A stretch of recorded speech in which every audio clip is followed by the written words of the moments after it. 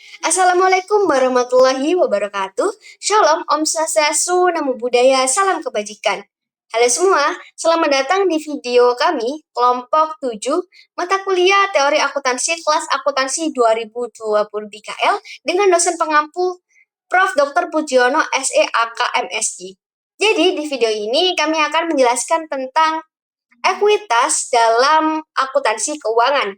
Nah, materi ini akan mencakup topik penting mulai dari pengertian ekuitas, komponen, dan juga isu-isu teoritis yang menyakup ekuitas. Nah, pembahasan ini diharapkan dapat memberikan pemahaman yang komprehensif, tidak hanya dari sisi konsep, tetapi juga praktik dan perlakuan dalam akuntansinya. Silakan disimak video kami. Sebelum memulai ke materi, mari berkenalan dengan anggota kelompok 7. Kelompok 7 beranggotakan 6 orang. Isnawati dengan NIM 423, Marta Eka Warintias dengan NIM 458, Octavia dengan 461, Riza Hidayatul Jannah dengan NIM 462, Muhammad Afwan Ma'ruf dengan NIM 466, Idira Putri Damayanti Alfanani dengan NIM 484. Yang pertama adalah ekuitas. Ekuitas adalah sisa hak milik pemilik atas aset harta perusahaan setelah dikurangi semua kewajiban atau utang. Definisi tersebut melihat dari sudut pemilik, bukan dari sudut perusahaan. Jika dari sudut pandang perusahaan, ekuitas dianggap sebagai utang kepada pemilik, karena itu adalah bagian yang nantinya bisa kembali ke pemilik. Selanjutnya, perbedaan ekuitas dan kewajiban. Yang pertama itu penyelesaian klaim atau kapan harus dibayar. Untuk kewajiban atau utang, itu harus dibayar di waktu tertentu. Untuk ekuitas atau modal pemilik, itu tidak ada batas waktu untuk dibayar kembali ke pemilik. Yang selanjutnya ada akses ke aset dan keputusan. Untuk kewajiban, pemberi utang hanya ingin uang dibayar kembali. Kemudian untuk ekuitas, pemilik modal punya hak untuk mengatur dan mengambil keputusan di perusahaan. Kemudian yang ketiga, substansi perjanjian. Untuk kewajiban, ada perjanjian resmi seperti surat utang atau kontrak, semua tertulis dan jelas. Kemudian untuk ekuitas, tidak terlalu ada kontrak tertulis karena modal itu memang milik si pemilik dari awal. Selanjutnya adalah komponen ekuitas pemegang saham. Ekuitas pemegang saham ini adalah bagian dari perusahaan yang menjadi milik para pemegang saham. Bisa dibilang ini adalah nilai kekayaan bersih perusahaan setelah dikurangi semua utangnya. Ekuitas ini terbagi menjadi beberapa bagian, yaitu modal setoran, modal bentukan, dan lain-lain. Kemudian yang pertama ada modal setoran. Ini adalah dana yang disetorkan langsung oleh pemegang saham.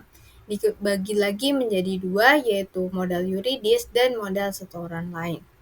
Modal yuridis adalah modal yang secara hukum tercatat sebagai modal perusahaan, misalnya penerbitan saham baru, kapitalisasi laba ditahan, dividen saham, konversi obligasi atau saham, dan pemesanan saham. Yang selanjutnya ada modal setoran lain. Ini adalah modal tambahan yang tidak masuk dalam modal yuridis. Contohnya premium saham, penjualan saham treasury, penyerapan defisit, dividen likuidasi, restrukturisasi modal, dan yang terakhir revaluasi aset. Kemudian selanjutnya yang kedua modal bentukan. Modal bentukan ini berasal dari aktivitas atau kejadian dalam operasi perusahaan. Misalnya laba atau rugi dari aktivitas usaha, dividen, rekapitalisasi, defisit, koreksi, dan perubahan akuntansi. Kemudian yang ketiga itu lain-lain. Bagian ini mencakup hal-hal di luar dua kategori utama. Selanjutnya ada istilah dalam ekuitas. Yang pertama modal setoran. Ini adalah uang yang ditanamkan oleh pemilik atau investor ke dalam perusahaan. Istilah lain dalam bahasa Inggrisnya antara lain yaitu invested capital, modal yang ditanamkan, original capital, modal awal, original investment, investasi awal dari pemilik. Kemudian yang kedua, modal yuridis. Ini adalah modal yang secara hukum dicatat dan diakui dalam akta perusahaan atau hukum perusahaan. Biasanya mencakup nilai nominal saham yang diterbitkan. Istilah lainnya yaitu legal capital, modal hukum, formal capital, modal formal, restricted capital, modal yang penggunaannya dibatasi, state capital, modal yang dinyatakan secara resmi, dan capital stock, atau saham yang diterbitkan oleh perusahaan. Yang ketiga yaitu modal setoran lain atau agio saham. Ini adalah tambahan modal yang diterima perusahaan melebihi nilai nominal sahamnya. Istilah lain dalam bahasa Inggrisnya yaitu paid in surplus atau kelebihan modal yang disetor, unrestricted capital, modal yang tidak dibatasi penggunaannya, paid in capital in excess of capital stock, modal tambahan di atas modal saham nominal, capital in excess of par, state value, modal lebih dari nilai nominal, capital surplus, surplus modal, dan yang terakhir stock premium atau premi saham, yaitu selisih harga jual dan nominal. Selanjutnya adalah tujuan penyajian ekuitas. Yang pertama yaitu efisiensi dan kepengurusan manajemen.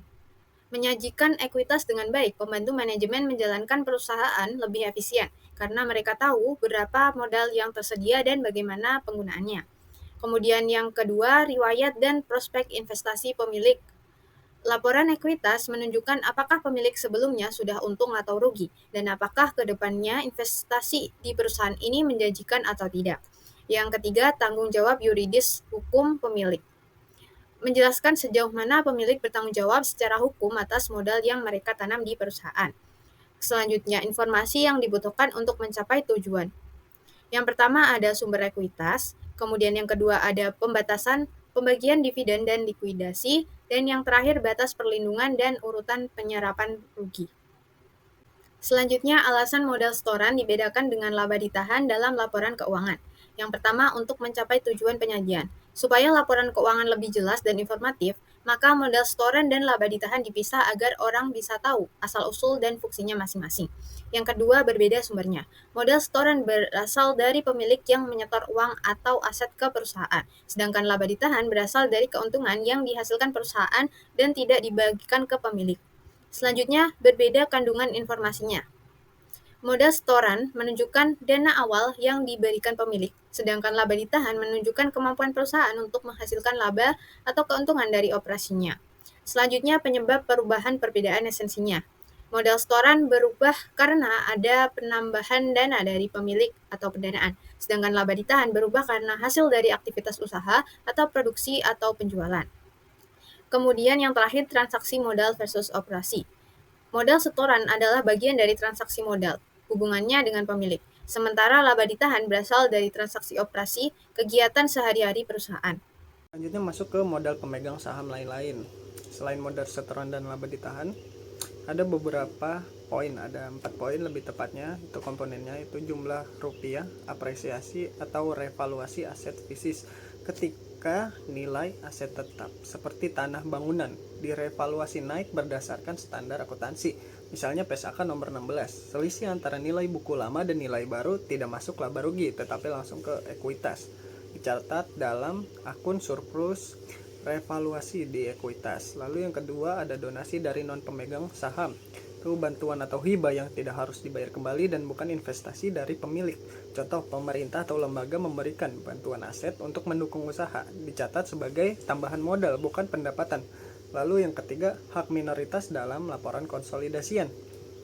Dalam laporan keuangan gabungan konsolidasi, jika anak perusahaan tidak memiliki 100%, maka bagian pemilik lain disebut kepentingan non-pengendali. Hak minoritas ditampilkan di ekuitas karena mereka memiliki klaim atas sebagian aset bersih perusahaan gabungan. Lalu yang keempat ada sumber lainnya, komponen lain yang tidak umum seperti selisih kurs dari penjabaran laporan keuangan asing, unrealized gain, loss dari instrumen keuangan, OCI. Lalu ada saham treasury jika metode tertentu digunakan. Modal yuridis versus modal setoran lain. Modal setoran dipisahkan menjadi modal yuridis dan modal setoran lain atau agio premium. Untuk menunjukkannya, misalnya jumlah minimal yang harus disetor dan dipertahankan untuk menunjukkan perlindungan bagi pihak non pemegang saham khususnya kreditor. Besarnya pada modal yuridis tergantung pada karakteristik saham. Bernominal, tak bernominal atau bernilai nyataan, dan tak bernominal atau tak bernilai nyataan.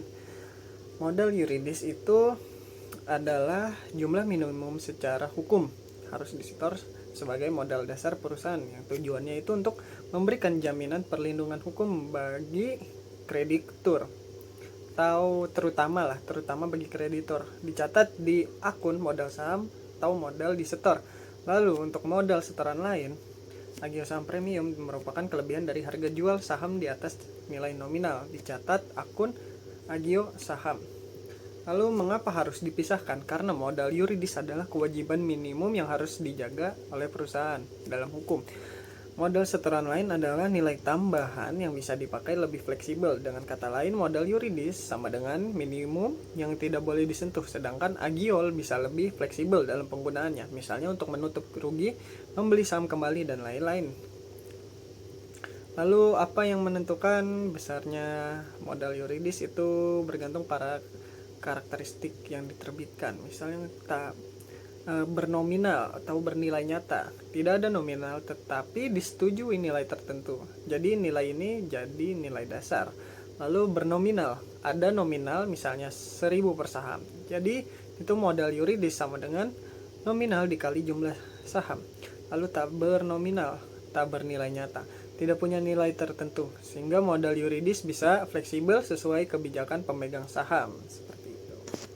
Jadi selanjutnya adalah terkait besarnya modal yuridis. Nah, modal yuridis sendiri adalah modal minimum yang secara hukum harus dicatat perusahaan, tergantung pada karakteristik saham yang diterbitkan. Digunakan untuk melindungi kepentingan kreditur, namun secara akuntansi tidak terlalu bermakna karena seluruh penerimaan dari penerbitan saham sebenarnya menjadi penyangga umum terhadap risiko, bukan hanya bagian dari modal yuridis. Nah, karakteristik saham dan pengaruh terhadap modal, yang pertama bernominal. Modal yuridis sama dengan cacas nominal saham beredar dikali nilai nominal per saham, sama dengan modal saham.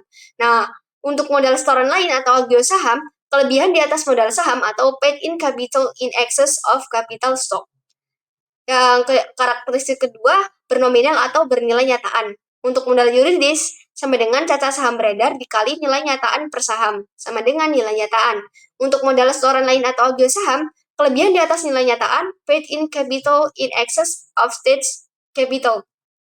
Karakteristik yang ketiga, bernominal dan tidak bernilai nyataan. Untuk modal yuridis, sama dengan seluruh penerimaan hasil penerbitan saham. Untuk modal setoran lain atau agio saham, tidak ada. Nah, modal yuridis adalah komponen legal hukum, bukan komponen ekonomis. Dalam praktik akuntansi, yang lebih penting adalah total modal disetor, yaitu modal yuridis plus agio saham. Karena seluruh penerimaan berfungsi sebagai buffer terhadap kerugian. Perusahaan tetap bisa rugi meskipun memiliki modal yuridis besar. Oleh karena itu, penekanan tidak hanya pada modal yuridis. Oke, masuki bahasan selanjutnya yaitu perubahan modal setoran dan masalahnya. Nah, ini dibagi menjadi 6. Yang pertama itu ada pemesanan saham, yang kedua ada obligasi terkonversi, yang ketiga ada saham istimewa terkonversi, yang keempat itu ada dividen saham, yang kelima ada beli saham, dan yang keenam itu ada saham treasury. Selanjutnya adalah pengertian dan contoh dari setiap bagian dalam perubahan modal setoran.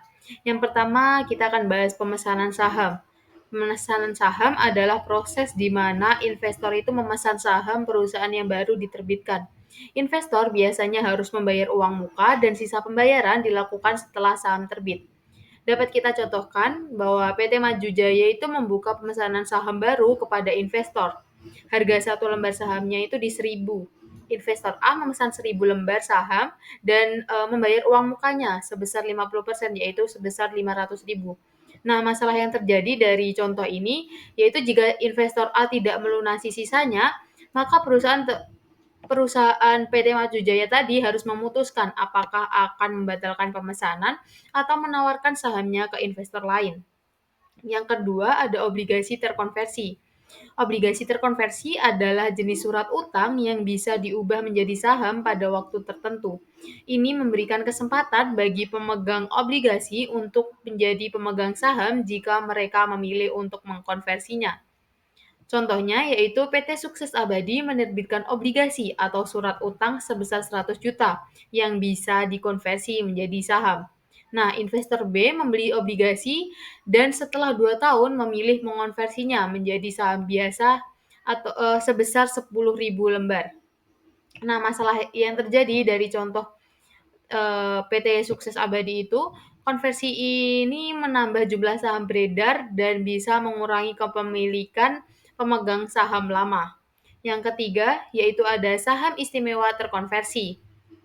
Saham istimewa terkonversi adalah saham yang awalnya memiliki hak-hak khusus atau misalnya hak dividen lebih tinggi ataupun hak suaranya itu lebih besar yang bisa dikonversi menjadi saham biasa.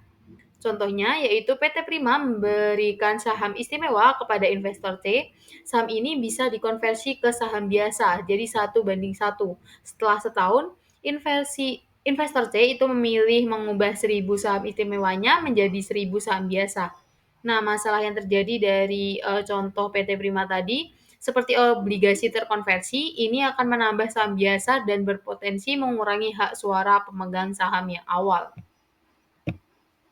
Baik, yang selanjutnya ada dividen saham. Dividen saham adalah pembagian laba perusahaan kepada pemegang saham dalam bentuk saham baru, bukan uang tunai.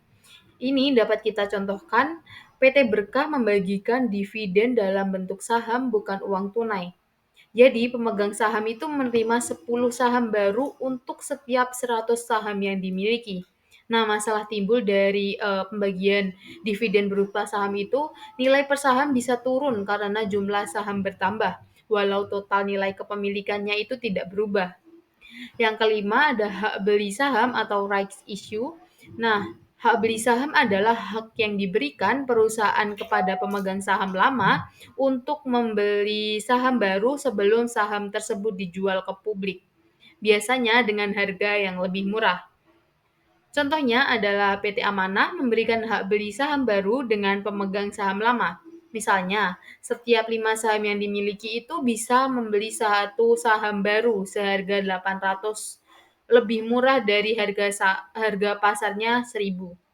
Nah, masalah yang timbul dari contoh kasus itu, yaitu jika pemegang saham tidak menggunakan haknya, maka kepemilikannya itu bisa terdilusi. Yang keenam, yaitu ada saham treasury.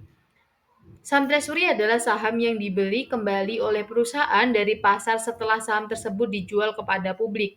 Saham-saham ini tidak dihitung dalam perhitungan dividen atau hak suara.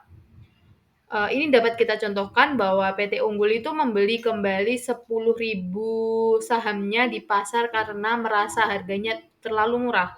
Saham ini disimpan sebagai saham treasury.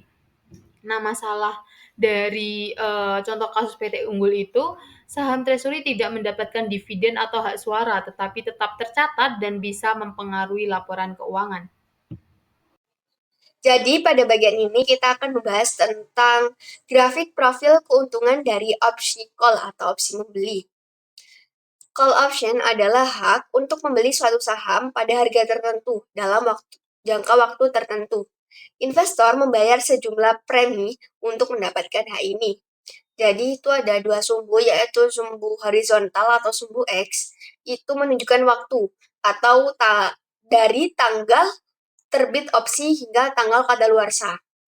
Lalu sumbu vertikal atau sumbu Y menunjukkan laba rugi. Yang di atas garis 0 adalah laba dan di bawah garis 0 adalah rugi. Premium atau harga opsi adalah biaya awal yang dibayarkan investor untuk membeli opsi. Harga pengambilan atau P, harga tetap di mana investor bisa membeli saham. Disebut juga strike price. Tanggal hak habis adalah tanggal terakhir di mana opsi bisa digunakan. Jadi, bagian merah muda itu sama dengan rugi maksimal, di mana saat harga saham di bawah atau sama dengan harga pengambilan atau P. Investor tidak menggunakan opsi karena lebih murah beli di pasar. Kerugian maksimal sama dengan harga opsi premium yang sudah dibayar. Bagian hijau itu menunjukkan potensi laba. Jika harga saham melebihi harga pengambilan atau P, investor akan menggunakan opsi.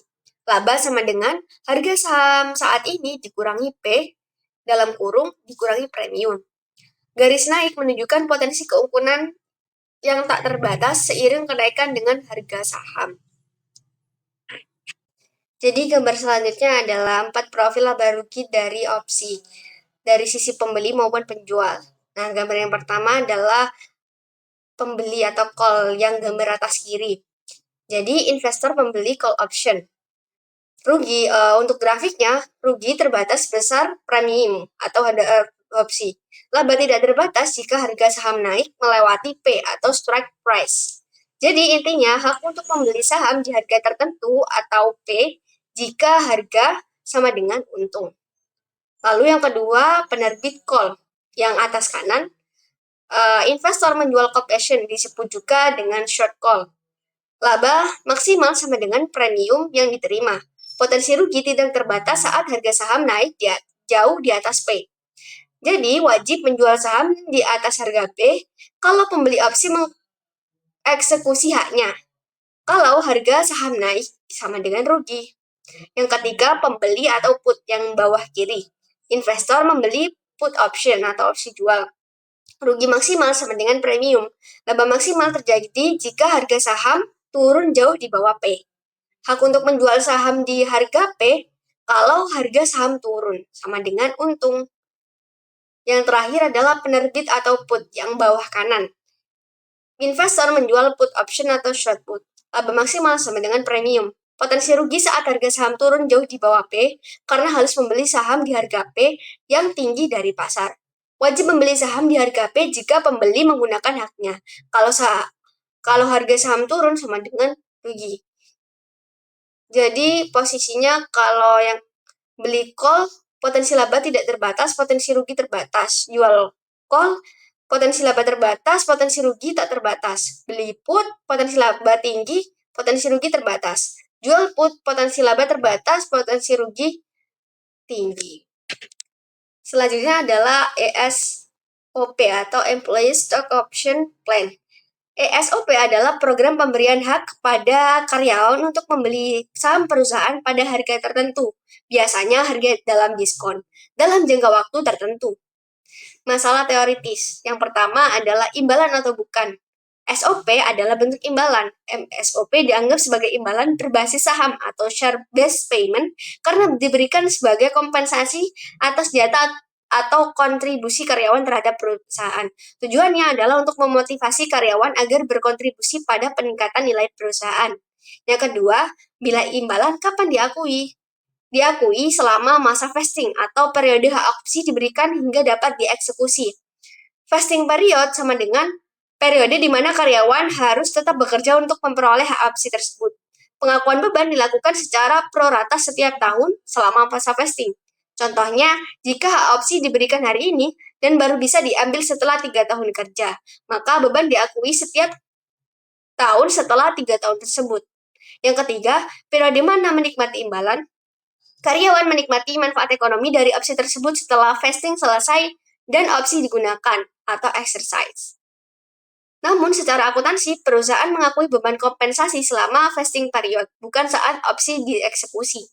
Jadi walaupun karyawan baru bisa untung saat menjual sahamnya nanti, perusahaan sudah mencatat biaya imbalan sejak awal hingga masa vesting selesai. Topik selanjutnya adalah waran. Waran adalah hak opsi yang diterbitkan oleh perusahaan, memberikan hak kepada pemegang saham atau non-pemegang saham biasa untuk membeli saham perusahaan di masa depan dengan harga tertentu dalam periode tertentu. Nah, karakteristik utama waran ialah berbeda dari opsi biasa atau hak beli saham. Waran diterbitkan oleh perusahaan sendiri, bukan diperdagangkan sebagai opsi pasar reguler. Bisa menjadi bagian dari instrumen lainnya, misalnya obligasi sebagai waran. Yang kedua adalah terdapat jenis-jenis waran. Yang pertama, waran lepas, detachable warrants. Dapat dipisahkan dari instrumen induk, misalnya obligasi, dan diperdagangkan secara terpisah. Yang kedua, waran lekat atau non-detachable warrants. Tidak dapat dipisahkan dari instrumen induk. Yang terakhir, waran bebas atau stand-alone warrants. Diterbitkan sendiri, tidak terkait dengan instrumen lain. Yang ketiga, perlakuan akuntansi. Perlakuan akuntansi tergantung jenis waran. Waran lepas dipisah dari sekuritas induk, harus dilakukan alokasi nilai antara waran dan sekuritas utama, misalnya obligasi, diakui sebagai waran dari ekuitas bila ada potensi penerbitan saham. Yang kedua, waran lekat tidak dipisahkan, perlakuannya sendiri mengikuti sekuritas induk. Tidak ada pengakuan terpisah sampai waran dieksekusi. Yang ketiga, waran bebas, diakui sebagai bagian dari modal disetor jika disertai pembayaran atau harga opsi. Yang terakhir adalah isu akuntansi penting. Berdasarkan PSAK nomor 24, waran disable perlu memerlukan alokasi antara isu PSAK, waran lepas dari harga opsi dipisahkan dari sekuritas induk. Selanjutnya adalah saham treasury. Saham treasury adalah saham perusahaan yang telah diterbitkan dan beredar, namun kemudian dibeli oleh perusahaan sendiri. Dibeli kembali oleh perusahaan sendiri. Saham ini tidak dihitung sebagai saham beredar dan tidak memiliki hak suara maupun dividen. Pembelian kembali ini bersifat sementara, bisa ditarik atau dibatalkan atau diterbitkan kembali di masa depan. Masalah teoritis. Pos akun apa yang didebitkan saat penarikan saham? Jadi ada dua metode pencatatan saham treasury. Yang pertama metode harga perolehan atau cost method. Umumnya digunakan debit saham treasury, akun kontra ekuitas sebagai harga beli kembali saham. Tidak mengurangi modal saham secara langsung, tidak menyentuh laba ditahan saat penarikan. Dicatat sebagai akun negatif ekuitas bukan aset. Yang B, metode nilai nominal atau par value method. Ini lebih jarang digunakan. Debit modal saham dan agio saham sebesar nilai nominal dan nilai lebihnya. Selisih dari laba ditahan jika tidak mencukup agio. Yang kedua, perlakuan selisih harga penarikan dan penerbitan saham kembali. Ada dua pendekatan dalam akuntansi. Yang pertama, satu transaksi, single transaction approach, menganggap pembelian dan penjualan kembali saham sebagai satu kesatuan transaksi. Selisih langsung diakui di akun ekuitas seperti agio saham atau laba ditahan. Ini cocok bila saham diterbitkan kembali dalam waktu dekat. Yang kedua, dua transaksi atau paired transaction approach. Perlakuan pembelian dan penjualan kembali secara terpisah. Selisih laba atau rugi dari penerbitan kembali tidak boleh diakui dalam laba rugi tetapi masuk ekuitas. Nah, ini cocok untuk tidak ada kepastian ketika menerbitkan kembali atau tidak. Baik, selanjutnya kita akan masuk ke materi masalah teoritis selisih satu transaksi. Nah, di sini tuh ada gambar masalah teoritis selisih dalam konteks satu transaksi yang kemungkinan besar terkait dengan transaksi saham hingga penarikan dan penerbitan kembali saham, dan bagaimana selisih atau loss kerugian akuntansi bisa muncul dalam pencatatan. Nah, yang pertama itu ada elemen ekuitas semula terdiri dari kas sebesar 1.200.000 uang tunai yang dimiliki. Lalu ada MS. MS ini apa? MS ini adalah modal saham yang sebesar 1 juta. Lalu AG itu agio saham. Sehingga total ekuitasnya itu ditambah MS ditambah AG sama dengan 1.200.000 gitu. Lalu ada transaksi terjadi seperti penarikan saham yang 400 kas masuk itu 400.000, lalu modal saham ditarik sebesar 250, lalu ada agio saham yang ditarik sebesar 150. Nah, di sini tuh masuk akal karena 400 itu total modal yang ditariknya. Lalu di sini ada penerbitan kembali kas masuk sebesar 340.000, tapi saham yang diterbitkan kembali itu memiliki selisih 60.000 dari 400, jadi rugi karena terbit kembali lebih murah. Lalu ada beberapa permasalahan yang kemana selisih ini dicatat. Itu ada 3 alternatif pencatatan ya di sini. Lalu ada di sini ada 250, di sini ada 250 itu sebagai penerbitan kembali, jadi tersisa selisih 90.000 yang mungkin menunjukkan keuntungan atau rugi tambahan dari transaksi berikutnya dan belum diketahui dan akan diklasifikasikan seperti itu. Selanjutnya masuk ke masalah teoritis selisih dua transaksi. Jadi di sini ada gambar menjelaskan masalah teoritis selisih dua transaksi dalam akuntansi ekuitas, khususnya dalam konteks penarikan dan penerbitan kembali saham perusahaan. Nah, di tabel ini menunjukkan ada 3 skenario pencatatan yang berbeda terhadap selisih yang timbul ketika saham yang telah ditarik atau dibeli kembali diterbitkan kembali dengan nilai yang lebih rendah dari saat penarikannya. Nah, yang skenario pertama ini modal sahamnya itu hampir semuanya sama. Bukan hampir semua sih, lebih tepatnya semuanya sama, itu 250. Jadi di sini agio saham saat penarikan itu 150.000. Lalu saat diterbitkan kembali sebesar 90.000. Jadi di sini ada selisih rugi 60.000 langsung dibebankan ke laba ditahan. Jadi ini tuh metode langsung efisien tapi mengurangi retained earnings. Lalu skenario yang kedua, ada baris kedua itu selisih rugi dibagi antara agio saham dan laba ditahan. Agio saham turun sebesar 10.000, laba ditahan turun 50.000. Jadi pendekatan ini bisa digunakan kalau masih ada saldo agio saham yang tersedia. Lalu ada skenario ketiga, itu tidak mengubah agio saham, tetap 50.000, semua rugi dibebankan ke laba ditahan sebesar 60.000. Jadi ini lebih versi konservatif dari yang tabel pertama. Perubahan laba ditahan. Perubahan selain akibat transaksi modal yang dibahas sebelum ini ada 4 poin. Satu, penyesuaian periode lalu yang kedua ada koreksi kesalahan, lalu yang ketiga pengaruh perubahan akuntansi, lalu yang keempat ada pengaruh kuasi reorganisasi. Untuk yang penyesuaian periode lalu itu menyesuaikan laba ditahan awal periode ditemukannya jumlah perubahan sehingga dia tidak tampak dalam statement laba rugi periode tersebut. Biasanya berkaitan dengan masalah ketidakpastian masa lalu, seperti terdapat pro dan kontra, P&L menolak dengan alasan pengelolaan aset, FASB menganut P&L dengan pengecualian. Lalu yang kedua ada koreksi kesalahan, misal kesalahan hitung, lalu ada kesalahan prinsip akuntansi, lalu yang ketiga ada kelalaian menggunakan atau menyalahgunakan fakta. Perlakuannya itu untuk penyesuaian laba ditahan, lalu yang kedua untuk penyesuaian modal setoran lain, lalu yang ketiga komponen statement laba rugi. Lalu untuk perubahan akuntansi sumber, yang pertama itu ada prinsip atau metode, lalu yang kedua ada taksiran, lalu yang ketiga kesatuan pelapor atau pelaporan.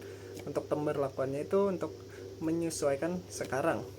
Lalu yang kedua untuk penyesuaian retroaktif, lalu yang ketiga penyesuaian sekarang dan retroaktif. Dilihat sebagai perubahan persyaratan dan prosedur perlakuan dalam APB nomor 20, SFAS nomor 16 dan PSAK nomor 25. Lalu yang keempat ada kuasi reorganisasi. PSAK nomor 51 reorganisasi tanpa melalui reorganisasi secara hukum yang dilakukan dengan menilai kembali akun-akun aktiva dan kewajiban pada nilai wajar dan mengeliminasi saldo defisit. Syarat yang pertama, terdapat defisit yang cukup material, lalu yang kedua ada prospek yang menjanjikan, lalu yang ketiga tidak dalam proses kepailitan, lalu yang keempat ada tidak melanggar hukum, lalu yang kelima ekuitas menjadi positif. Lalu materi berikutnya ada prinsip dasar perlakuan. Yang pertama itu ada karakteristik transaksi. Yang pertama, transaksi operasi dalam arti luas, transaksi dengan non-pemilik. Nah, non-pemilik itu seperti penjualan barang atau jasa, pembelian bahan baku, pengeluaran gaji, bunga, dan sewa. Biasanya itu menjadi bagian utama dari aktivitas operasional perusahaan. Lalu yang kedua ada transaksi modal. Transaksi modal dengan pemilik, yaitu seperti setoran modal, penerbitan saham, pembagian dividen, penarikan modal. Jadi tidak mempengaruhi laba rugi, tetapi mempengaruhi ekuitasnya langsung. Lalu selanjutnya ada pendekatan statement laba rugi. Untuk pendekatan dalam menyusun laporan laba rugi itu ada 3 pendekatan. Yang pertama ada kinerja normal, biasanya itu hanya menampilkan hasil dari aktivitas utama atau normalnya perusahaan, lalu tidak mencakup unsur luar atau kejadian langka, misalnya fokus menilai efisiensi operasional murni. Lalu yang kedua semua termasuk atau all inklusif, jadi semua unsur pendapatan dan beban itu masuk, keuntungan, kerugian, koreksi kesalahan masa lalu dan dampak perubahan akuntansi. Pendekatan ini biasanya memberikan gambaran lebih lengkap tentang perubahan laba. Lalu yang ketiga ada laba komprehensif, lebih luas dari laba biasa, termasuk unsur non realisasi seperti keuntungan atau kerugian dari penyesuaian nilai wajar aset, selisih kurs, lalu unrealized gain atau loss investasi. Itu menampilkan seluruh kinerja keuangan perusahaan termasuk komponen yang tidak masuk ke laba rugi biasa. Penyesuaian periode lalu. Menyesuaikan laba ditahan awal periode ditemukannya jumlah perubahan sehingga tidak tampak di dalam statement laba rugi periode tersebut. Biasanya berkaitan dengan masalah ketidakpastian di masa lalu. Biasanya itu terdapat pro dan kontra. PNL menolak dengan alasan pengelolaan aset dan FASB menganut PNL dengan pengecualian. Koreksi kesalahan. Kesalahan itu ada 3. Yang pertama adalah kesalahan hitung atau mathematical mistakes. Yang kedua ada kesalahan aplikasi prinsip akuntansi atau mistakes in application of accounting principle.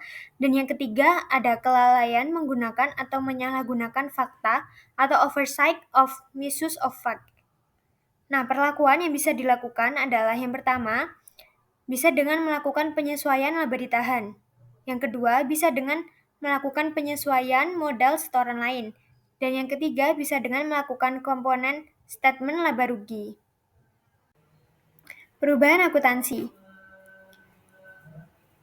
Perubahan akuntansi mencerminkan dinamika di dalam praktik akuntansi yang dapat disebabkan oleh yang pertama adalah perubahan prinsip atau metode akuntansi. Misalnya, perubahan dari metode FIFO ke metode rata-rata di dalam penilaian persediaan.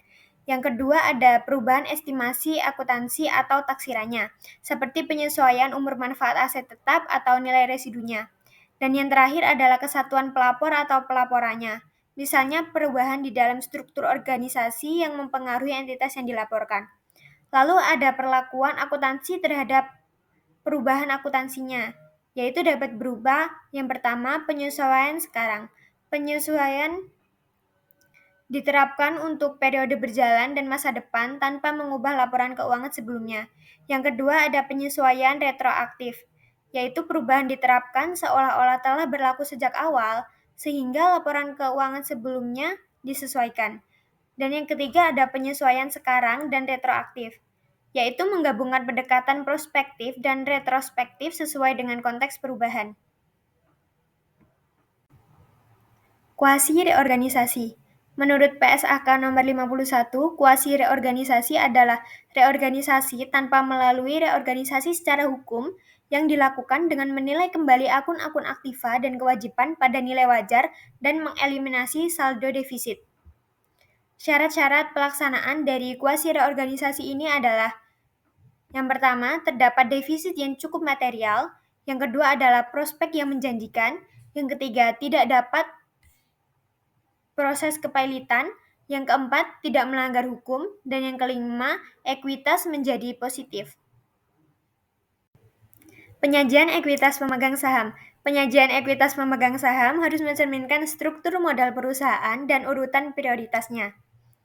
Untuk urutan penyerapan rugi, dimulai dari laba ditahan, agio saham biasa, modal saham biasa, agio saham istimewa, modal saham istimewa, lalu kewajiban. Untuk urutan perlindungan dimulai dari kewajiban, modal saham istimewa, agio saham istimewa, modal saham biasa, agio saham biasa, dan laba ditahan. Perincian laba ditahan. Laba ditahan adalah bagian dari laba bersih perusahaan yang tidak dibagikan sebagai dividen kepada pemegang saham, tetapi ditahan untuk berbagai keperluan perusahaan di masa depan. Dasar perinciannya adalah dari sumber pos-pos statement laba rugi, merupakan rincian sumber perubahan laba ditahan. Tujuannya adalah untuk apa laba ditahan, atau ke aset mana saja jumlah rupiah laba ditahan melekat. Masalah teoritisnya adalah, adakah manfaat merinci laba ditahan atas dasar tujuan, misalnya dengan memecahnya menjadi cadangan, peruntukan, dan bebas. Manfaat perincian laba ditahan itu ada beberapa, yaitu untuk memberi informasi lebih lengkap kepada pemegang saham tentang strategi perusahaan, memperlihatkan kebijakan manajemen di dalam mengelola laba, menunjukkan fleksibilitas keuangan perusahaan, dan juga untuk mempermudah analisis solvabilitas dan juga kinerja di masa depan. Selanjutnya adalah laba komprehensif. Laba komprehensif adalah total pendapatan bersih perusahaan setelah ditambah penghasilan komprehensif lain. Dasar pemikiran laba komprehensif yang pertama ada pembedaan tegas antara transaksi operasi dan transaksi ekuitas. Transaksi operasi mencakup kegiatan utama bisnis yang menghasilkan pendapatan, sementara transaksi ekuitas berhubungan dengan perubahan modal pemilik sehingga penggunaan laporan keuangan dapat menilai kinerja operasional secara terpisah. Yang kedua ada pemanfaatan aset versus aset kapital. Konsep ini membedakan penggunaan aset untuk aktivitas operasional sehari-hari dengan kepemilikan aset untuk tujuan investasi jangka panjang, membantu analisis efektivitas alokasi sumber daya perusahaan. Yang ketiga, adanya pos-pos luar biasa dan penerobos. Konsep ini Pos luar biasa merupakan transaksi tidak rutin seperti kerugian akibat bencana alam, sedangkan bypassing items merupakan item yang langsung mempengaruhi ekuitas tanpa melalui laporan laba rugi konvensional. Yang keempat ada menekankan implikasi terhadap komponen statement laba rugi yang menganut pendekatan semua termasuk penuh. Pendekatan ini mewajibkan pencatatan seluruh perubahan ekuitas non-pemilik, memberikan gambaran keuangan yang lebih transparan dan komprehensif. FASB telah mengadopsi keempat prinsip ini dalam kerangka konseptualnya untuk memastikan laporan keuangan yang relevan, andal, dan informatif bagi para pengambil keputusan. Ada 8 komponen potensial yang membentuk statement laporan laba rugi, yaitu yang pertama ada pos operasi yang mencakup pendapatan dan biaya dari aktivitas bisnis inti perusahaan. Yang kedua ada pos operasi tambahan, komponen yang mencakup pendapatan dan biaya dari aktivitas yang masih terkait operasi namun bukan aktivitas utama. Yang ketiga ada pajak penghasilan yang menunjukkan beban pajak perusahaan atas laba yang dihasilkan. Yang keempat ada operasi hentian, menunjukkan hasil dari operasi bisnis yang telah atau akan dihentikan.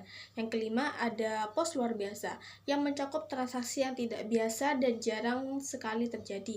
Yang keenam ada pengaruh perubahan prinsip atau metode akuntansi yang merupakan dampak keuangan dari perubahan kebijakan akuntansi yang diterapkan perusahaan.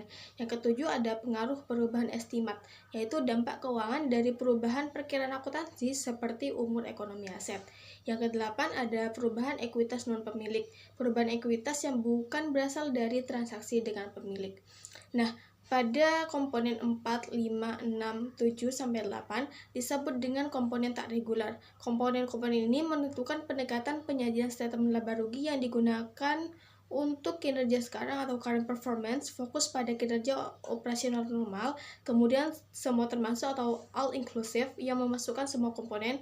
Kemudian ada laba komprehensif, format pelaporan yang mencakup semua perubahan ekuitas non-pemilik. Pada penyajian laporan laba rugi, terdapat 3 pendekatan yang biasanya digunakan, yaitu ada KS atau kinerja sekarang, ST semua termasuk atau all inclusive, dan yang ketiga ada laba komprehensif. Nah, pada slide ini membandingkan komponen-komponen apa saja yang tercakup dalam 3 pendekatan penyajian laporan laba rugi. Yang pertama ada pendekatan KS atau kinerja sekarang. Pendekatan ini hanya mencakup komponen rutin dan operasional, yaitu ada pos operasi tambahan, dan juga pajak penghasilan. Yang kedua ada ST semua termasuk atau all inclusive, yaitu pendekatan yang lebih komprehensif, mencakup semua komponen dari KS, kinerja sekarang, dan juga operasi hentian, pos luar biasa, dan pengaruh perubahan estimat. Yang ketiga ada LK atau laba komprehensif. Pendekatan ini merupakan pendekatan yang paling menyeluruh, mencakup semua komponen ST, pengaruh perubahan prinsip atau metode, kemudian perubahan ekuitas non-pemilik lainnya, termasuk penerobos dan koreksi. Selanjutnya ada komponen antara dalam statement laba rugi pendekatan komprehensif. Yang pertama ada laba operasi utama. Seperti yang sudah saya jelaskan sebelumnya, laba ini berasal dari aktivitas bisnis utama perusahaan. Yang kedua ada laba operasi berlanjut, yaitu laba dari aktivitas bisnis yang akan terus berlanjut, tidak termasuk operasi yang dihentikan. Yang ketiga ada laba periode, total laba untuk periode tersebut termasuk operasi berlanjut dan operasi hentian. Yang keempat ada laba periode bersih, yaitu laba periode setelah memperhitungkan pos-pos luar biasa dan perubahan akuntansi. Yang kelima ada laba komprehensif, yaitu konsep laba yang paling inklusif, mencakup semua perubahan ekuitas non-pemilik. Slide ini menunjukkan pendekatan all-inclusive versus laba komprehensif. Bisa dilihat jika menggunakan pendekatan all-inclusive hanya melaporkan sampai periode bersih yaitu sebesar Rp7.915.000, sedangkan jika menggunakan pendekatan laba komprehensif akan menambahkan perubahan ekuitas non-pemilik lainnya sebesar Rp371.000 sehingga menghasilkan laba komprehensif sebesar Rp8.286. Penjelasan ini mengilustrasikan bagaimana laba komprehensif itu memberikan gambaran lebih lengkap tentang perubahan dalam kekayaan perusahaan dengan memasukkan semua perubahan ekuitas yang bukan berasal dari transaksi dengan pemilik. Itulah seluruh rangkaian pembahasan mengenai ekuitas dalam akuntansi keuangan, mulai dari komponen ekuitas, modal yuridis, hingga transaksi opsi dan penyajian laba komprehensif. Semua menunjukkan betapa pentingnya ekuitas sebagai cerminan kekayaan bersih pemilik di dalam suatu entitas. Semoga penjelasan ini bermanfaat dan dapat memperkuat pemahaman kalian baik dalam teori maupun praktek. Terima kasih atas perhatian dan waktunya. Wassalamualaikum warahmatullahi wabarakatuh dan sampai jumpa di kesempatan berikutnya.